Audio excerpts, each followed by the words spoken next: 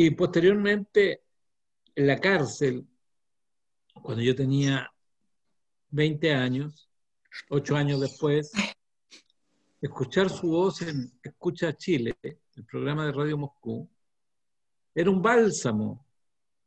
En las noches poníamos la radio cerca de la ventana de la celda, muy alto, porque ahí captaba mejor la señal, la antena de la radio a pilas, ¿no? Y buscábamos, y de repente se escuchaba la voz de José Miguel. Escucha, Chile. Y el nombre de este programa que hago yo, Redolés Informa y Comenta, es un saludo a Radio Moscú, Informa y Comenta, que era el programa que venía después de Escucha Chile. Por eso digo, yo soy formado por esa cultura independiente de los grandes consorcios, en donde grandes símbolos son José Miguel Varas y René Largo Farías. Cuando volví a Chile, uno de los lugares donde fui a cantar fue a la casa de San Isidro, de la Peña Chile Ríe y Canta. Me acuerdo que una vez se desocupó el local y me dijeron, yo dije, ¿quién me paga? ¿Quién me paga? Entonces me dijeron, te tiene que pagar René.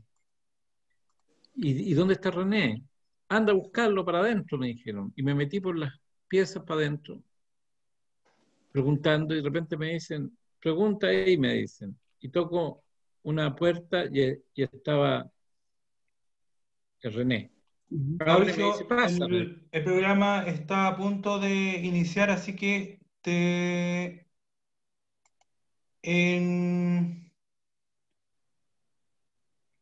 a partir de ahora, 5, 4, 3, 2, 1, empieza a transmitir. Hola, hola, Hola. hola. Soy Mauricio Redolés y esto es Redolés, Informe y Comenta para todo el mundo. Tengo el particular agrado de tener dos invitadas, o diría 23 de septiembre. Conmemoramos un año más de la partida de un gran escritor y gran amigo, gran periodista, José Miguel Varas. José Miguel Varas Morel nació en el año 1928 y nos dejó en el año 2011. Cuando tenía 28 años publicó Cagüín. El año 1963 publicó Por Ahí. Lugares Comunes lo publicó posteriormente, el año 67. Publicó Don Américo, un chileno comunista, dedicado a Américo Zorrilla en los años 80. Las pantuflas de Stalin y otras historias en 1990. Neruda y el huevo de Damocles en 1991. El correo de Bagdad en 1994. El seductor, el 2006. Los sueños del pintor, el 2005. El 2006 recibió el Premio Nacional de Literatura. El 2008 publicó la novela Milico. El 2010 el libro de cuentos La Guachita. Chacón lo había publicado en 1967. El libro de cuentos Sucede en 1950. Estoy desordenado en la fecha, lo sé, pero es la ráfaga de literatura de José Miguel Varas, que llega de diferentes fuentes de información. El Neru Diario en 1999, Los cuentos completos el 2001, Neruda clandestino el 2003, Los tenaces, no tengo el año, pero fue más o menos el 2000 y algo, Los tenaces. 2010. ¿2000 cuánto? 2010. ¿2000 cuánto? 2010. 10. Y debo decir además que él fue periodista de la revista Vistazo, director del diario El Siglo, periodista de Radio Magallanes, jefe de prensa de Televisión Nacional durante el gobierno de la Unidad Popular, editor de Rocinante, coautor de En busca de la música chilena, crónica y antología de una historia sonora, y por supuesto también fue locutor de radio del programa Escucha Chile de Radio Moscú. Y termino esta muy breve presentación con una reflexión que me llamó profundamente la atención. Cuando él recibió el Premio Nacional de Literatura dijo: es un premio al empecinamiento, a la constancia, a una dedicación difícil de superar, que es una forma de locura también, la literatura. Esa descripción me encantó, porque yo también, evidentemente, aspiro a esa locura, aspiro a llegar a esa locura gigante de José Miguel Varas, como también Óscar Barrientos desde Punta Arenas, y de los miles de huérfanos que quedamos de la figura de este gran padre, de una forma u otra, que fue el querido José Miguel. Y al mismo tiempo recordar también la figura de un hermano de nuestra invitada de honor, Iris Largo Farías, del querido tío René, como le decían, René Largo Farías, quien fue un hombre increíble. Me atrevo a decir que la nueva canción chilena, como producto cultural, no existiría, no hubiese existido si no hubiese existido René Largo Farías. Recuerdo las fotografías en su peña, Chile ríe y canta, en que aparecen los Quilapayún, Inti Gimani, Mercedes Sosa, Violeta Parra, Víctor Jara, Patricio Manz, Ángel Parra, en múltiples fotos en blanco y negro, de este lugar que él creó, de este lugar en que él difundió esta música y que en definitiva se transformó en un hito musical, no solamente a nivel chileno, no solamente a nivel latinoamericano, sino que a nivel mundial. Porque digámoslo, la música de Inti Gimani en Italia, la música de Inti Gimani, la figura de Víctor Jara en la Unión Soviética o en Irán. Yo he escuchado a iraníes cantar canciones de Víctor Jara. ¿Dónde empezó todo esto? ¿Dónde iba a actuar Violeta Parra un poco antes de suicidarse? ¿Quién la sacaba en gira? ¿Quién la sacaba en gira? ¿Quién la sacaba en gira con un espíritu amplio? René Largo Farías. ¿A quién más llevaba René Largo Farías? A gente de derecha como Pedro Mesones. Tenía una mirada amplia. Lo contó Pedro Mesones en una entrevista hace poco, cómo René Largo Farías los llama desde una micro en Punta Arenas, cerca de Puerto Natal, y les dice: ya, suban a la micro, que vamos a llegar tarde. Habían bajado en una playa. Y Violeta Parra le dice, Pedro Mesones le dice a Violeta Parra: corramos, porque el último se llevaba una capotera.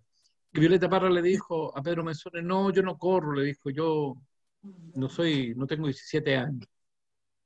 Se subió a la micro y escribió Volver a los 17. Esa anécdota la contó Pedro Mesones. ¿Quién estaba detrás de esa historia? René Largo Farías. Y les contaba recién, antes de entrar en el programa, cómo yo alguna vez llegué a la habitación, al dormitorio de René Largo Farías, antes de retirarme de la Peña Chile Ríe y Canta, donde yo había cantado, y él me recibió una habitación de una humildad espartana, una cama, un velador, una cómoda, un ropero. Me dijo: pasa, Mauricio, gracias por haber venido. Nos dimos la mano, nos abrazamos y me fui. Ese era René Largo Farías. Ese era René, el gran René Largo Farías. Y el gran José Miguel Vara lo estamos recordando ahora con Iris Largo Farías, compañera de José Miguel Vara y hermana de René Largo Farías, y con Inesca, hija del matrimonio de Iris con José Miguel. Bienvenidas a Rodolés Informa y Comenta. Les cedo la palabra. Muchas gracias. Empecemos a conversar. Gracias, Mauricio. Gracias. Como te decía, Iris, me gustaría... Oye, primero te quiero preguntar, hoy día se cumple un año más de la partida del querido José Miguel. No vamos a decir de la muerte, ni vamos a decir el fallecimiento, porque él no está muerto, él no ha fallecido, él está vivo en su literatura, en nuestro amor, en nuestros recuerdos. ¿Dónde se conocieron con el querido José Miguel? Vas a empezar a preguntar cosas privadas. Oye, ¿Ah? nos conocimos. Sí, yo soy la farándula de la izquierda chilena, Mauricio Rodolé. No, pero qué bueno ver el lado humano también, cuéntanos. Nos conocimos, yo ¿Puedo? lo No, conocí a él en los estudios de la radio Magallanes, el año 1962, no, 1960. Pero él trabajaba en la radio Magallanes, José Miguel Varas, era un locutor bastante conocido.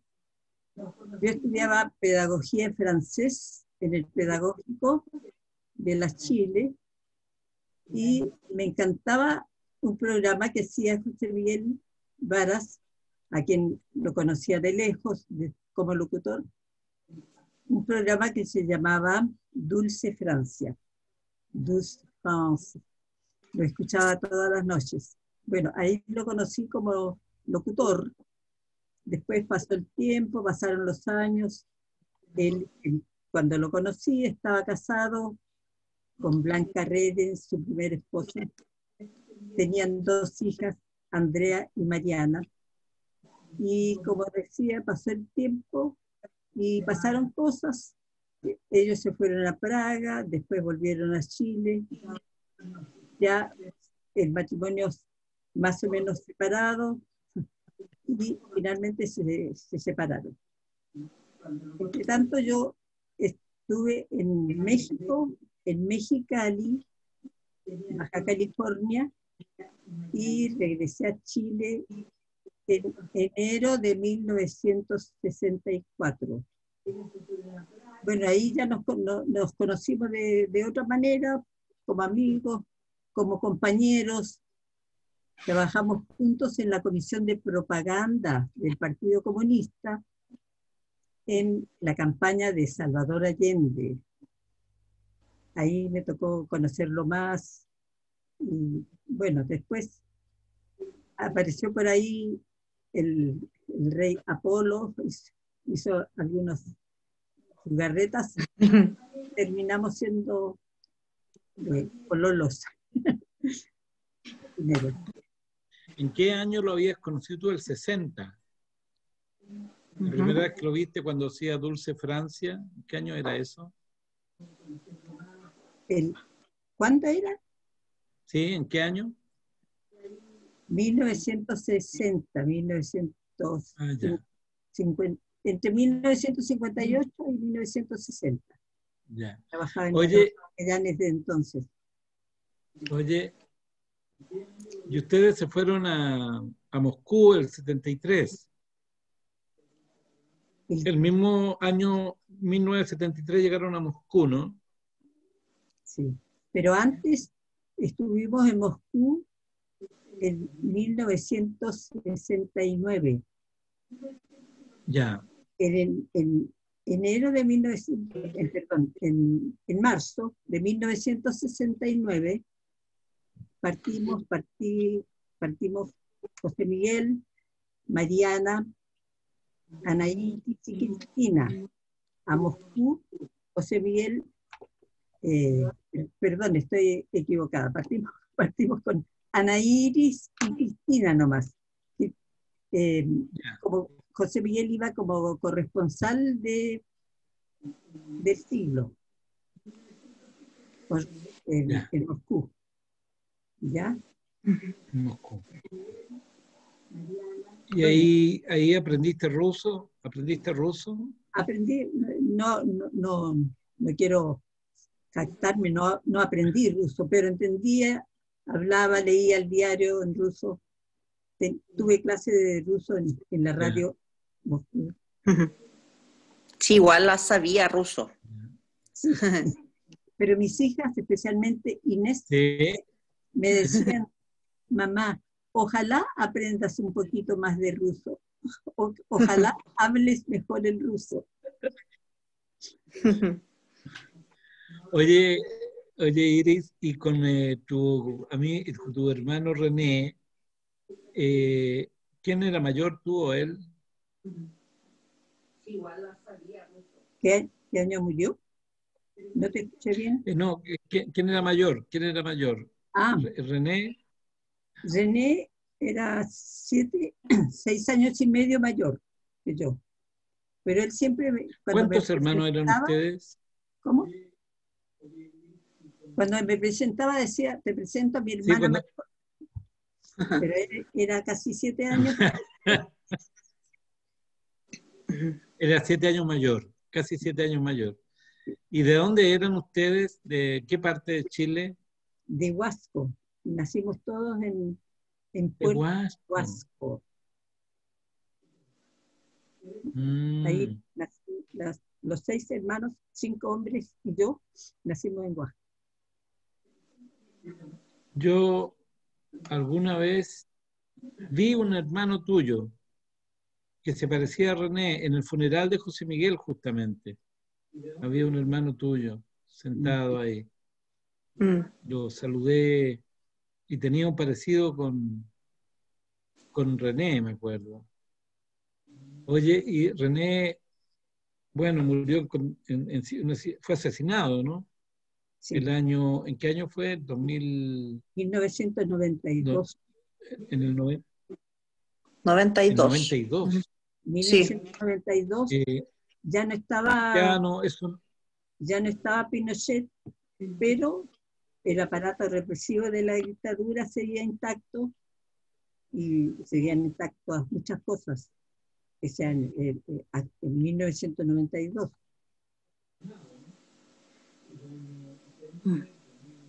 claro. Entonces, ese año, en Oye, 1900, Inesca, ¿y tú qué no, recuerdos tienes de tu tío René? ¿Así?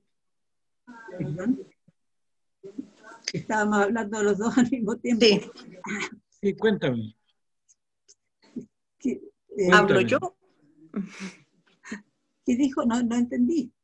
No, me preguntaba qué Habla recuerdos Iris. tengo del Iris. tío. ¿Qué recuerdo? ¿Sí? ¿Qué recuerdos tengo yo del tío Ah, René?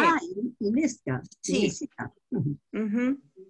Dilo tú, pues. Ajá. Sí, pues. Bueno, yo tengo muchos recuerdos desde muy pequeña del tío René. Primero en Moscú, cuando él estuvo viviendo allá. Luego ya de vuelta aquí en Chile. O sea, mis padres de vuelta para mí fue una llegada. Y lo recuerdo siempre como una persona muy, muy especial. De pequeña lo miraba así con gran admiración porque transmitía como una sabiduría muy especial. Siempre hablaba de costumbres, no solo como chilenas, bueno, hablaba mucho de México, de otros países de Latinoamérica. Y para mí, una niña chilena, pseudo rusa, estando en Moscú, era muy atractivo eso. Me gustaba mucho ir a su casa porque siempre había comidas muy especiales y siempre él nos enseñaba la música, el folclore chileno y latinoamericano. Y eso es muy como significativo para mí. Y aquí en Chile, bueno, fue la peña, que pasábamos metidos en la peña, almorzábamos ahí, íbamos en las noches. Y también me enseñó muchas cosas de lo que es Chile, de las costumbres, de las tradiciones, de las cosas ricas que algunas veces nos escapábamos los dos a chanchar. Eh, como esa cosa muy tradicional, muy auténtica y muy sencilla como tú relatabas. O sea, su sencillez era su riqueza, su tesoro. Porque era así como era, o sea, era súper transparente. Claro. Oye, me acuerdo que debe haber sido el año 63,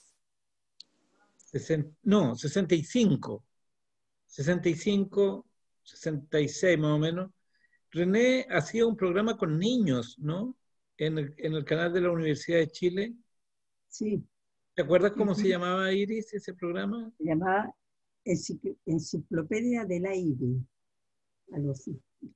Lo hacía con niños Era un programa maravilloso. Yo no he vuelto a ver. ¿Ah?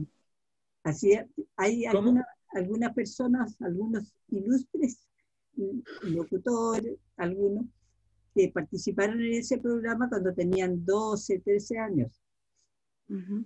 como ¿Quién, por ejemplo? Paulsen, Fernando Paulsen, por Ah, ejemplo. sí, Fernando Paulsen, ¿sí? Sí, sí. Oh, qué increíble. El- ¿Y hay el- grabaciones de eso? eh, bueno, en este momento no recuerdo otros, se me escaparon los nombres. Puccio, un hijo de Osvaldo Puccio. Ya, oye, qué interesante. ¿Y Gloria Benavides no estuvo ahí o algo así? Ya, ¿Quién? mira, ¿Gloria Benavides? No, no, Gloria ¿No? Benavides, en Ah, ese estoy. programa no, pero José Miguel, perdón, René hacía en la radio Minería el programa Club del Tío Alejandro, se llamaba. Ah, eso. Y Gloria Benavides tenía entonces como entre 5 y 7 años y era una niñita, aparte de ser preciosa, bonita, graciosa, cantaba muy bien. Y desde entonces empezó a cantar ahí en el Club del Tío Alejandro, en los programas. Y quiero decir ahora públicamente que nunca Gloria ha dejado de reconocer que comenzó su carrera artística con René y siempre ha agradecido el haber podido empezar con él y seguir más adelante también. Gloria Benavides fue impresionante. eh, y es muy leal con René. No, no toda la gente es así. Recuerdo que cuando René habría cumplido 70 años, hicimos un gran evento, un, un programa, un acto cultural muy bonito, e invitamos a Gloria, esto fue en el Centro Cultural de España, invitamos a Gloria y enseguida dijo que sí, enseguida participó y cada vez que la llamábamos ella estaba dispuesta a participar, a recordar a René. Mira qué bonito. Oye, además, eh, se ve un Chile, y esto lo digo para la gente más joven, se ve un Chile que ya no existe, pero sobre todo por la convivencia que existía entre diferentes estilos musicales, entre diferentes tipos de personas. Por ejemplo, conversando con Patricio Mans, él me contaba que Arriba de la Cordillera la grabó con el Chino Urquide y con una de las cuatro brujas. Vale decir, cualquier persona podría pensar que la grabó con gente del Quilapayún o del Inti Illimani, y sería la tendencia a imaginarse eso. Pero no, la grabó con gente de los cuatro cuartos y de las cuatro brujas. Entonces, eh, es una cosa que nos habla de un Chile que existió y es un Chile que yo creo que de una forma u otra no se, no, no se ha perdido en el tiempo, no se recuerda bien. Entonces, de una forma u otra, yo creo que es bueno recordarlo. Yo me acuerdo a propósito del programa de René con los niños, ¿cómo se llamaba el programa? En el aire, el tribunal, era como un tribunal infantil, ¿no? Tribunal Infantil. Así se llama el programa Tribunal de infantil. televisión, sí. Ah, tribunal infantil. Tribunal Infantil, sí. Claro, y yo me acuerdo, la ternura única de este adulto enorme, corpulento físicamente, que era René Largo Farías, cómo lograba dialogar de igual a igual con unos niños chicos, delgados, y que él se plantaban ahí con una personalidad increíble. Yo debo haber tenido 12 años, eran niños más chicos que yo cuando yo los veía. Habían tenido 10, 9, 8 años los niños. Y él los iba acogiendo. Es una cuestión que se perdió. Los niños desaparecieron de la televisión. ¿Por qué Sí. desaparecieron de la televisión? Porque no venden, no marcan rating. Es que son los esclavos. La televisión es esclava de este tipo de conceptos, del mercado. Entonces, como los niños no tienen poder adquisitivo, sus padres sí, pero ellos no. Entonces, el mercado de la televisión está orientado a gente que pueda comprar whisky, autos, zapatillas de marca, perfumes caros, casas prefabricadas, pero como los niños no van a comprar nada de eso, no hay niños en la televisión, niños que estén hablando, niños que estén dialogando, conversando, y si aparece un niño o una niña aparece como un fetiche, como una cosa así a la pasada, o emplean un enano, como el programa Morandé y compañía, que tiene a un señor peruano de baja estatura, que padece de alguna enfermedad, también una mujer tenían, y eso es lo más cercano a un niño, un adulto que representa a un niño. Entonces habla de un país que ya no existe. Oye, y volviendo al querido José Miguel, yo eh, creo que él fue un hombre de una mirada muy sagaz, política. Era un gran político, José Miguel Vara, aunque no se dedicó a eso, se dedicó al periodismo y a la literatura. ¿Cómo crees tú que vería el Chile de hoy día, José Miguel? ¿Cómo te imaginas tú, Iris, que vería el Chile de este momento? De este momento, en este momento de pandemia, Sí, eh, eh, lo vería y lo sufriría como estamos la gran mayoría de los chilenos. Yo pensaría más bien cómo vería José Miguel el Chile de antes del estallido, porque cuando José Miguel partió hacia el infinito, ya el año 1900, perdón, 2011. el 2010 ya había empezado la pelea de los estudiantes, y él estaba muy, muy motivado con la lucha de los estudiantes. Y claro, de repente lo invitaban, me acuerdo de unos compañeros de la Jota que lo invitaron, ya casi en el 2011, y él estaba feliz de poder participar, de poder aportar.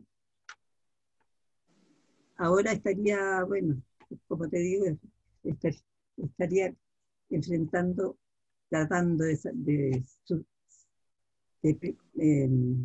salir adelante. Era muy tenaz y sufrido. José Miguel tenía Y optimista, ¿ah? un gran optimista además. Era un gran optimista y tenía un gran sentido de la solidaridad, del apoyo con el resto de la gente y por supuesto con la familia, con las hijas, conmigo. Era un gran compañero. Por ejemplo, cuando estuvimos en Moscú, exiliados, casi 15 años, la vida era un tanto complicada, un tanto difícil para los extranjeros, los chilenos que no conocíamos a fondo, ¿no? Todo el ambiente ruso. José Miguel trabajaba en la radio Moscú, él estaba a cargo del programa Escucha Chile, cosa que también se olvida en algunos, pero él era la cabeza del programa. Y trabajaba, igual que todos los compañeros, siempre puso énfasis en que el trabajo en la radio y el éxito del programa era producto de todo el equipo. Nunca jamás se puso él en plan de jefe, pero como te digo, era el jefe de... ¿En plan de qué, perdona? En plan de... Nunca de se puso él de jefe, ya. Claro. Ya. Y, pero trabajaba, me consta, trabajaba más, un poco más que el resto, hacía turnos, aunque no le tocara, de repente hacía turnos en la noche, y en la casa él se hacía cargo de llevar a las hijas al colegio, de ir a buscarla, o si yo estaba enferma, me tocó, entre paréntesis, estar enferma algunas veces, hospitalizada, y él se hacía cargo de todo en la casa. Él salía a hacer las colas para comprar papas o lo que fuera. Siempre, y lo recuerdo formando cola para vender, parece absurdo decirlo, para vender botellas, porque todas las botellas vacías de vidrio, por supuesto, se vendían, se entregaban en una parte en el kiosco y te daban 1 rublo, 2 rublos, y él hacía tranquilamente la cola, la fila, mientras leía, tenía la bolsa a un lado con las botellas, mientras leía un libro. Todo el resto de la fila lo hacía leyendo y llegaba a la casa con 2, 3 rublos. Lo que era lo significativo es que no era por los 2 rublos o 3 rublos, sino era una costumbre soviética, rusa, que primero que nada era para proteger, para cuidarlos, ¿cómo se llama? El medio ambiente. El medio ambiente, claro, y el vidrio era un material que se podía reciclar. Eso, bueno, es un detalle un poco absurdo, pero así era José Miguel, como te digo. Y con la gente, con los colegas, siempre fue muy afable, muy amable. Yevtushenko, Eugenio Yevtushenko, un gran poeta ruso, él le ayudaba en las traducciones de los libros que Yevtushenko tradujo al español, del ruso al español. Y José Miguel, hay un libro especialmente que casi entero se lo corrigió, le sugirió cambios. ¿Cuál libro es, te acuerdas? Un libro de poesía, de poemas. No me acuerdo. No me acuerdo el nombre. Y bueno, ese libro se publicó y en ninguna parte aparecía el nombre del editor o de lo que fue José Miguel. Te lo digo, era muy generoso José Miguel. Era muy generoso. generoso, sí, no me cabe duda. No me cabe duda. Yo voy a contar una anécdota. El año 90, aproximadamente, vino la democracia y vino la cesantía para mí. Porque en dictadura yo tenía trabajo. En democracia nunca más tuve trabajo. ¿Cuál era mi trabajo en dictadura? Cantar en pequeñas peñas, en universidades. No faltaban los lugares y siempre habían no sé, 20.000 pesos de ahora, 10.000 pesos. Bueno, y se iba juntando la plata. Pero llegó la democracia, el único trabajo que tuve fue una sección de crónicas en el diario La Nación, escribí una crónica semanal, y le conté a José Miguel, y él me dijo, ven a hacer traducciones. Y fui a la calle Phillips, a una agencia donde él trabajaba. Y, ¿cuál era? Interpress. Interpress. Y llegué, primero, darme cuenta de la gran erudición, cultura de José Miguel y de su impecable inglés. Yo que había vivido en 10 años en Inglaterra, mi inglés no era tan bueno como el de él.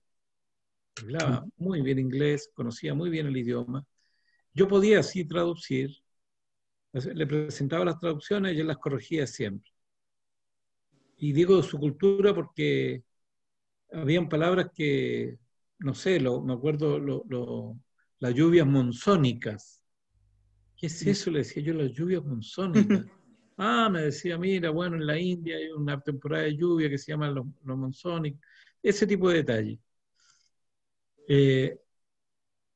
Y me di cuenta que él me pagaba de su bolsillo. Por eso cuando tú hablas de su generosidad, era un aporte que él me hacía por una ayuda que a lo mejor era absolutamente prescindible. Él podría haber hecho eso solo. Y de hecho, mi aporte era, claro, traducir. Yo podía traducir del inglés al castellano. Pero él también lo podría haber hecho, tal vez. Entonces me había de alguna manera, contratado de medio pollo para las traducciones y me pagaba de su bolsillo. En un gesto solidario y generoso, impecable y muy escaso en general. Y eso también te va enseñando. Eso también te va enseñando de que si tú puedes dar una mano, dala, porque alguna vez tú necesitaste una mano y te la dieron. ¿Quién me la dio a mí? José Miguel Varas. ¿Quién me la dio a mí? María Eugenia Mesa en el diario La Nación, que me contrató para escribir crónicas. ¿A quién le di la mano yo? No sé, tal vez alguna vez algún músico, que a lo mejor no necesitaba urgentemente, pero creamos la necesidad de tener ese músico. Es una cadena y él fue un maestro, lo mismo que René Largo Farías, de generar solidaridad entre personas, entre compañeros, entre compañeras. Es una... Y la generosidad tuya, Iris Largo Farías, y de José Miguel, recuerdo una vez que me trajeron la novela Milicos a mi casa, cuando recién apareció. Yo estaba enfermo, estaba destruido por un resfriado, y tocaron el timbre y yo abrí y eran ustedes. Me pasaron el libro envuelto en una bolsa de plástico que todavía tengo guardada, en donde ustedes me habían traído el libro. Y lo leí en medio del resfrío y lo llamé y le dije, me encantó la novela, lo leí, estaba resfriado y pude leerla porque no me levanto de la cama, no tengo que hacer otras cosas, me puedo dedicar a la literatura. Entonces me dijo José Miguel con su humor ácido de siempre, espero que te resfríes mucho para que puedas seguir leyendo.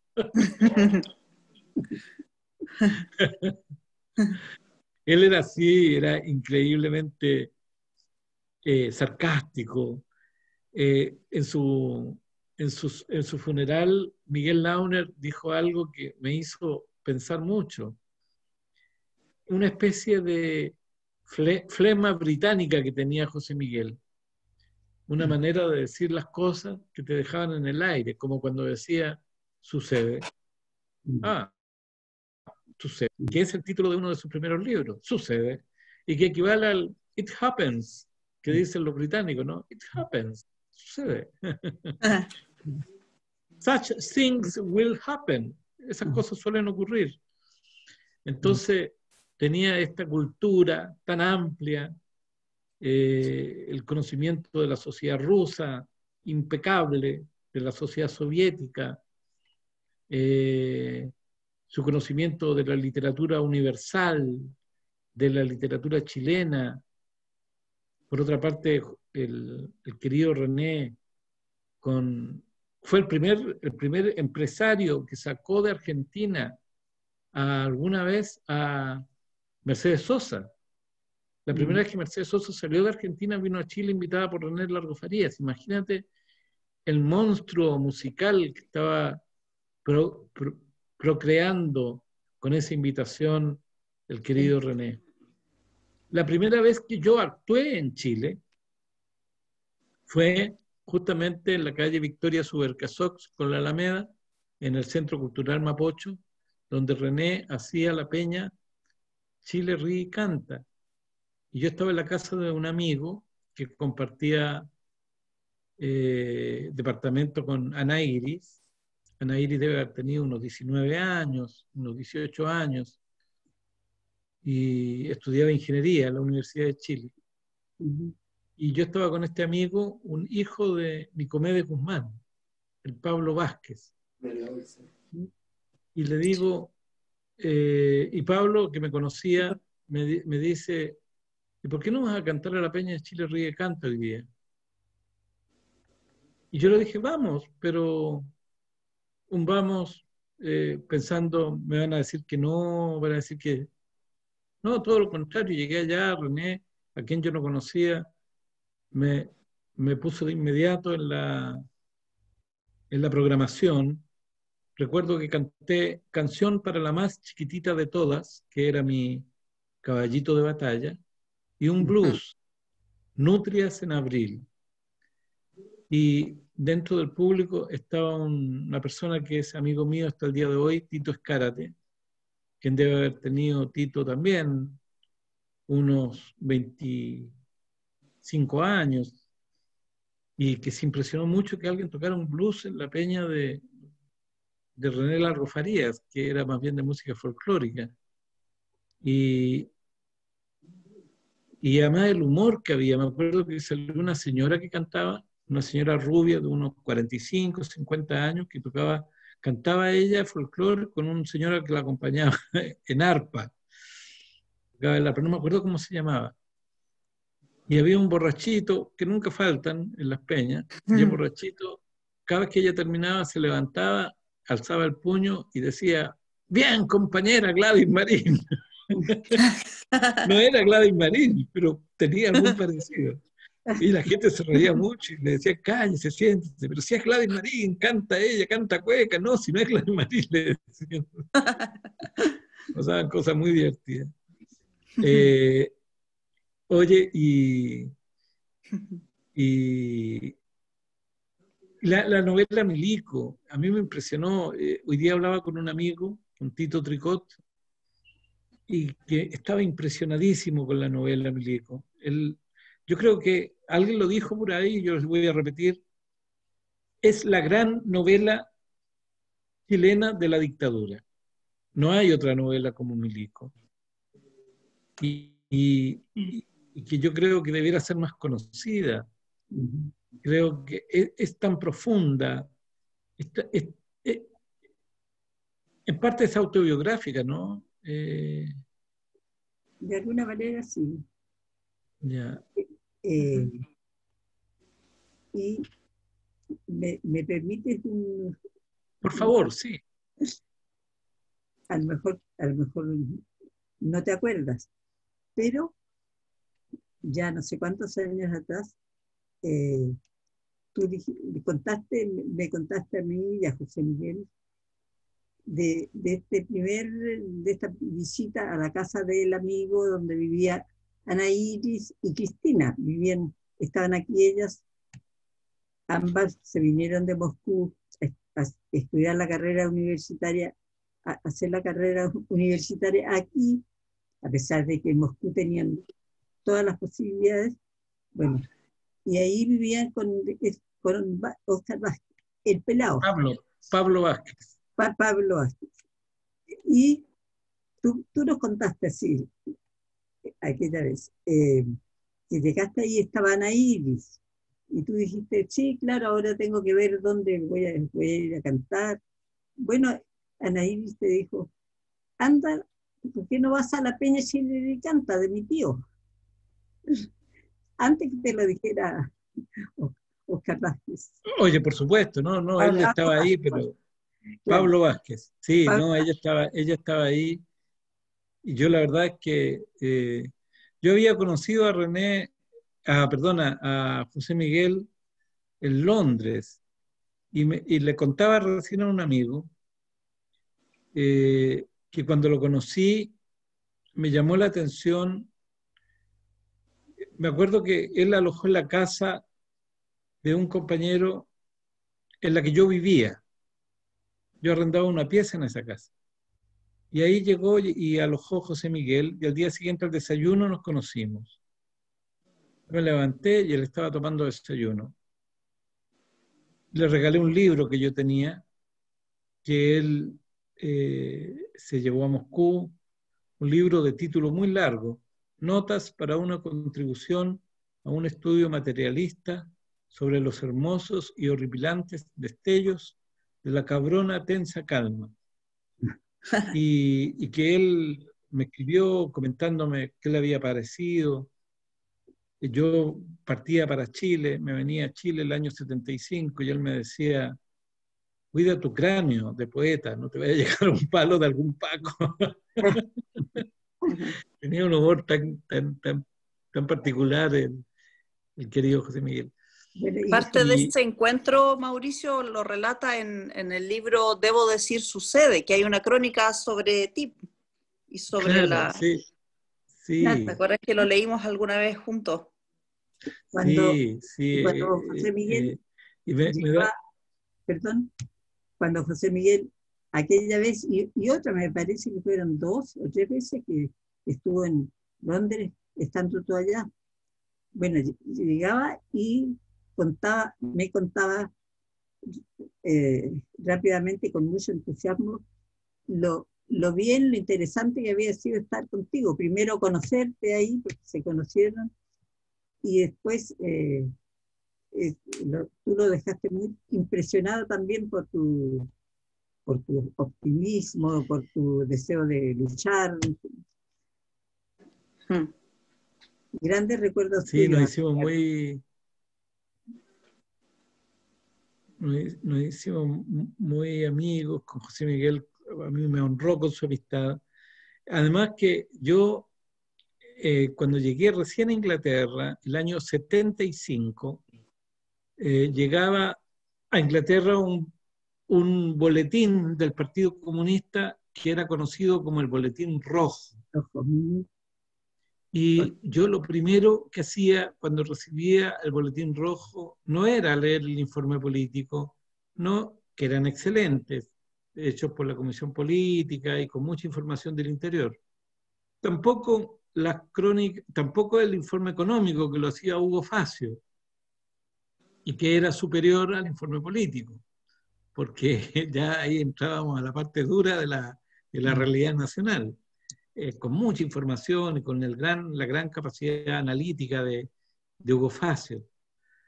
Pero yo a lo primero que me iba era a la crónica de José Miguel Varas. Era lo primero que leía. Recuerdo crónicas como Un tal Correa,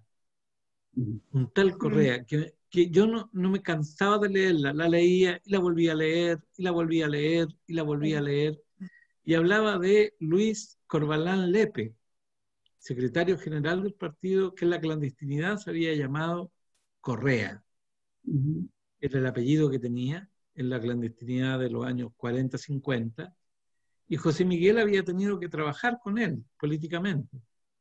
Entonces, y se había admirado de la capacidad de sacrificio de Corvalán y de su compañera Lili. Y yo, la verdad es que disfrutaba tanto de la crónica de José Miguel.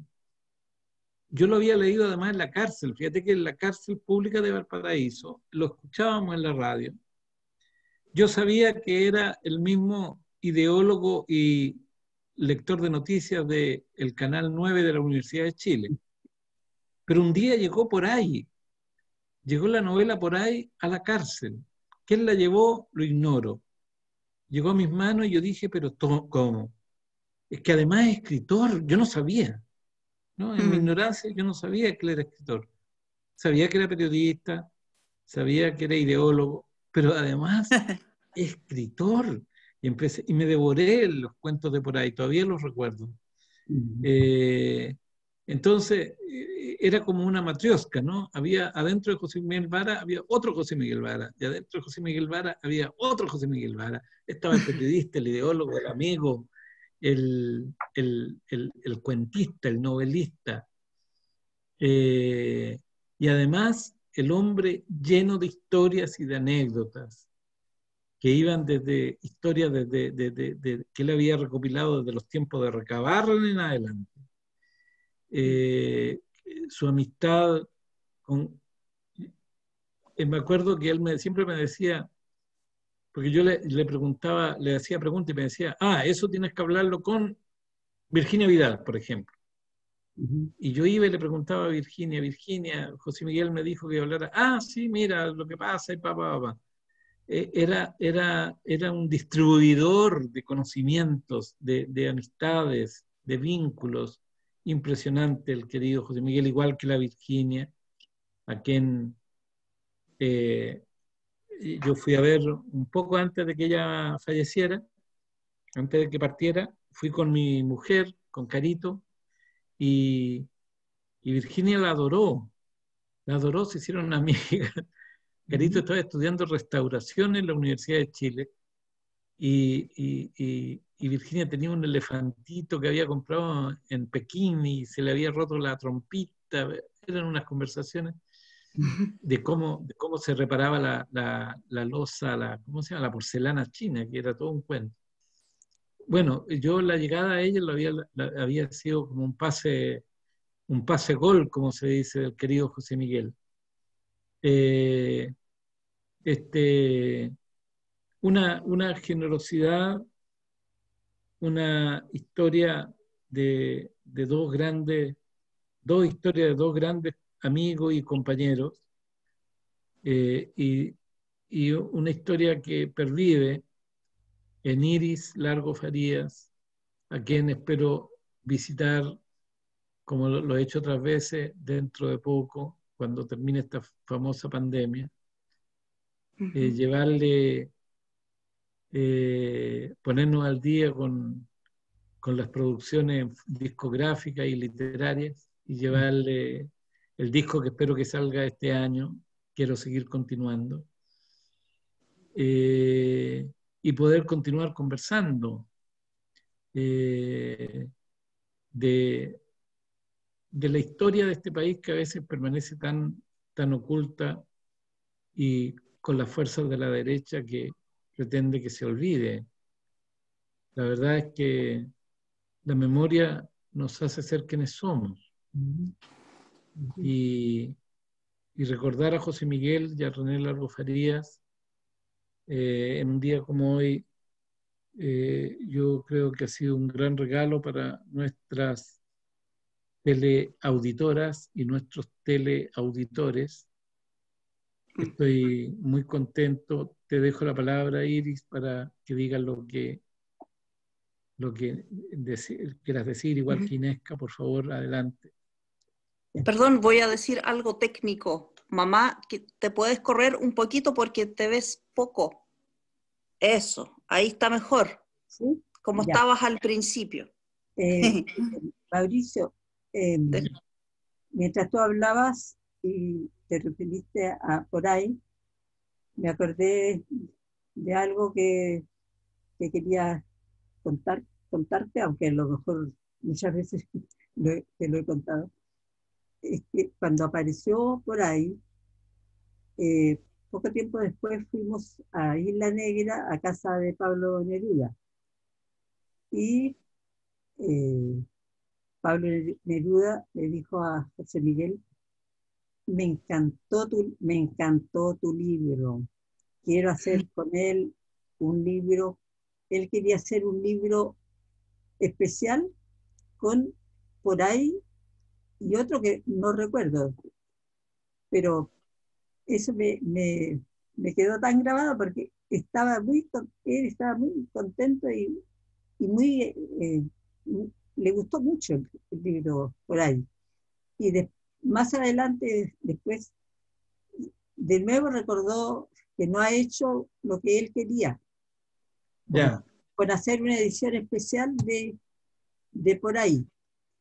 Y a propósito, también hay que recordar en este momento que José Miguel se nos fue el 23 de septiembre, el mismo día que partió Pablo Neruda, el 23 de septiembre de 1973. correcto. Y también, antes de terminar, ya que estamos hablando de José Miguel y de las cosas importantes y de las personas importantes que tuvieron que ver con él, quiero recordar aquí, quiero recordar ahora a un gran amigo que tuvo José Miguel, que fue Armando Uribe. Armando fue no solo amigo de José Miguel, sino de la familia. Mis hijas, la nieta, hay una nieta que nació el mismo día que Armando Uribe y que le encantaba. Lo íbamos a ver, lo íbamos a saludar para su cumpleaños. Armando llamaba casi todos los días en un periodo de la vida, no siempre, casi todos los días a José Miguel. Y tenían largas conversaciones.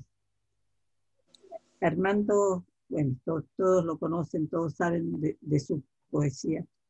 Decía que José Miguel había sido, me decía, cuando ya no estaba José Miguel, un hombre justo, como él concebía el término de justo, ¿no?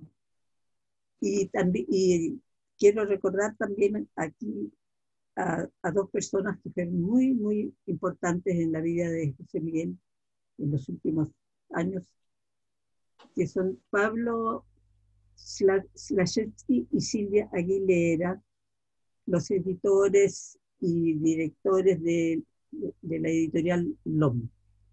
José Miguel hablaba de mi editorial, LOM, porque ellos han sido muy, muy, no solo sus editores, sino muy buenos amigos.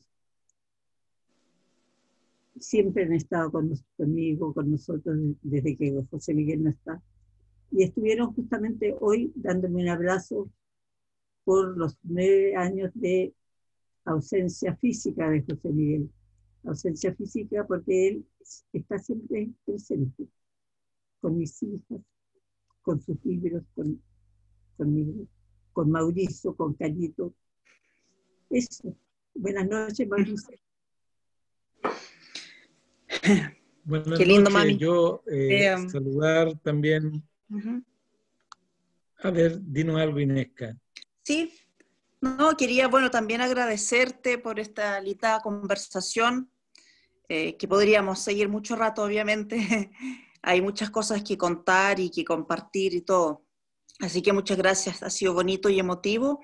Y quiero contarle también a la gente que está viendo que vamos a seguir recordando y homenajeando al papá, a José Miguel Varas, este sábado en un encuentro que vamos a realizar a través de Zoom. Va a estar en la difusión en mi página, que es Inesca Varas, calle Magnolia, en calle Magnolia, Ronald Gallardo, calle Magnolia. Ahí vamos a poner la difusión del encuentro de la sociología de la esperanza, que va a estar dedicado especialmente a recordar a José Miguel Varas. Vamos a hacer un radioteatro de un cuento, va a estar presente la Cristina, mi hermana, amigos del papá, y va a estar bien bonito, así que también para hacer la invitación ahí extensiva, para que nos sigan y nos acompañen el sábado a las 6 de la tarde también.